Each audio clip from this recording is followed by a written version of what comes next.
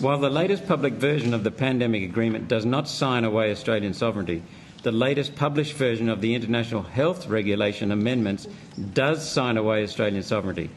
Minister, will the Albanese government support the International Health Regulation amendments if it continues, as written, to include compulsion on Australia to follow World Health Organisation directives? Our government always looks to the international sector in terms of what's going on, whether it's in health or any other areas, Senator. So we will always continue to do that. But of course, our priority is Australians and the sovereignty of our decisions in regards to health for Australians. So you're guaranteeing sovereignty? I think that we would agree with the characterisation that it cedes sovereignty. Mr Excel might want to comment on how that will operate in practice. So just happy to add, Senator. I think both draft documents that are available refer to protecting the sovereignty of nations.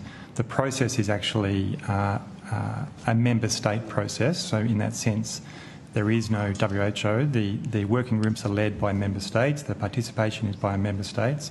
And then when there's consideration of the Australian government, there is a formal process through the JSCOT mechanism that actually individually considers each and every resolution or change or consideration that comes forward. So there is no notion of Australia giving up sovereignty. There's an active process of consideration at both levels, the World Health Organisation by Australia and other countries, and then when it reaches domestic ledge, that's also considered very carefully.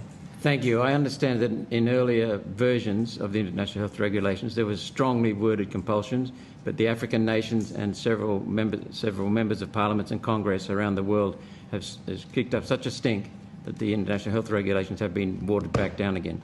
But I'm very concerned about the sovereignty. Senator, there's always a range of proposals and resolutions and adapted text that is happening right now. There are consultations that are underway. The due date for a draft to go to the World Health Assembly is by May this year. They're trying to do that. But there are lots of changes and discussions going on. So I wouldn't want to comment on one particular draft or one particular set of ideas put forward by various countries. Senator, can I just add there though, Senator, I have to reiterate that in terms of public health policies, Australia will always retain its own sovereignty in making decisions around our borders. I need that to be really clear with you, Senator. I need to be very clear. I'm concerned about how much the international influence, particularly through the World Health Organisation, drove our response to COVID. Minister, will you give a clear statement now that the directions of the World Health Organisation are not binding on Australia? The decision to follow WHO guidance, if it's made, is entirely a matter for the Australian government, who can then be held to account for these decisions. The World Health Authority